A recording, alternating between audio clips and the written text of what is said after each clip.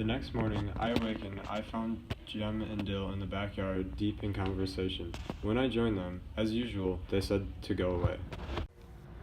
Go away. Will not. This yard is much as mine as it is yours, Jem Finch.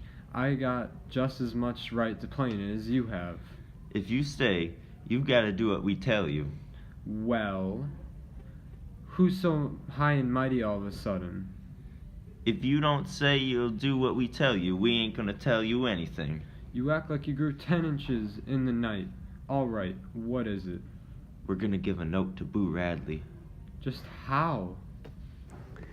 Jem was merely going to put the note on the end of a fishing pole and stick it through the shutters. If anyone would come along, Dill would ring the bell. Dill raised his right hand. In it was my mother's silver dinner bell. I'm going round to the side of the house. We looked yesterday from across the street and there's a shutter loose. Think maybe I can stick it on the windowsill at least. Jem. Now you're in it and you can't get out of it. You'll just stay in it, Miss Priss. Okay, but I don't want to watch, Jem. Someone was... Yes, you will. You'll watch the back end of the lot and Dill's gonna watch the front of the house and up the street. And if anybody comes, he'll ring the bell. That clear? Alright then, what do you write 'em? We're asking him real politely to come out sometimes and tell us what he does in there. We said we wouldn't hurt him. We'd buy him an ice cream. You've gone all crazy. He'll kill us. It's my idea. I figured he'd come out and sit a spell with us. He might feel better. How do you know he don't feel good?